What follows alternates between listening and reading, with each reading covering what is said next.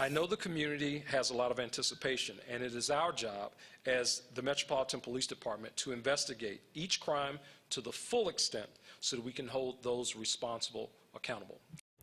The D.C. man accused of shooting and killing 13-year-old Karon Blake turned himself into police this morning. Good evening, everybody. Thanks for joining us for D.C. News Now at 6 o'clock. I'm Chris Flanagan. And I'm Tasmeen Mahfouz. 41-year-old Jason Lewis is being held in jail right now without bond. And tonight we have live team coverage. Dave Laval has community reaction from Northeast D.C. And Ben Dennis takes a look at what happens next on the legal side. But first, let's go to our Daniel Hamburg outside of D.C. Superior Court, where Jason Lewis appeared before a judge today.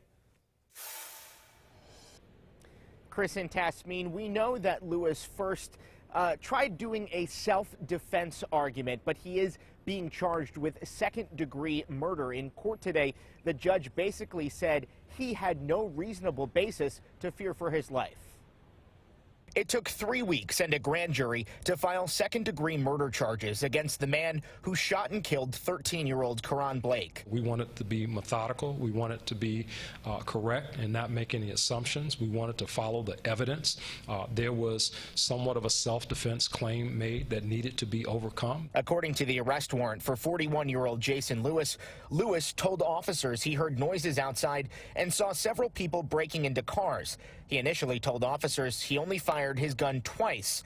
His own camera on his patio caught him firing a single shot toward what Chief Robert Conti says was the getaway car. The initial shot being fired at the getaway vehicle was not part of the initial discussion that we had with Mr. Lewis. Conti says when that shot was fired, Blake ran toward the car but reversed directions. Blake, where the red arrow is, can be seen on video running as Lewis is firing in his direction, according to the affidavit. When that vehicle reversed into the alley, ultimately crashing, Karon ran in a direction. It's hard to say. I mean, obviously, I don't know if he knew that Mr. Lewis was standing where he was standing. Detectives say Blake can be heard yelling on video, "I am sorry," followed by "please don't," and "no" numerous times, followed by "I am a kid," and "I am only 12" numerous times. Conti says there was no confrontation between them. If you're not in fear of, or an immediate threat to your physical being or someone else's, that is problematic for me. Now, the judge in court today said point blank that she believes the prosecution will likely succeed at trial, part of the reason that she denied bail to Lewis today, going on to say that because Lewis fired that first shot at his doorway, that negates any claim of self-defense. We're live at D.C. Superior Court. Daniel Hamburg, D.C. News Now. All right, Daniel, thank you. And Dave Laval continues our live team coverage tonight from the Brookland neighborhood. And Dave, neighbors have been waiting weeks now for someone to be charged. Chris, Tasmeen, a lot of grief and anger, if you could call it that, remains more than 3 weeks after the deadly shooting took place in this section of the Brookland neighborhood.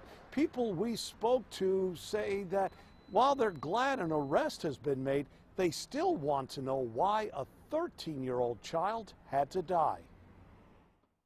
I think it was justice served. KB did not want to give us her name or show her face. She did say she knows Karon Blake and is somewhat relieved someone has been charged with the death of the 13-year-old boy.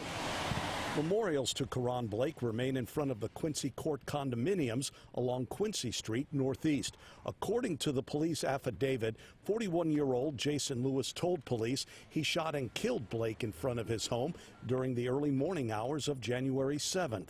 Anyone, whether it was a child, adult, or anything, why wasn't your first reaction to call the police? Vigilante doesn't work for anybody.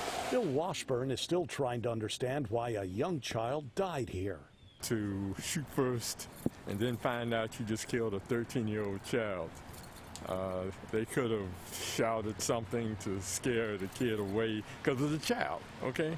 Video shows Blake and two others vandalized 3 cars before Lewis opened fire, according to court documents. It's not like he was a seasoned criminal. He was he's a child without supervision. These kids are crafty. Parents got to get up for work, take their kids to work. We have other children.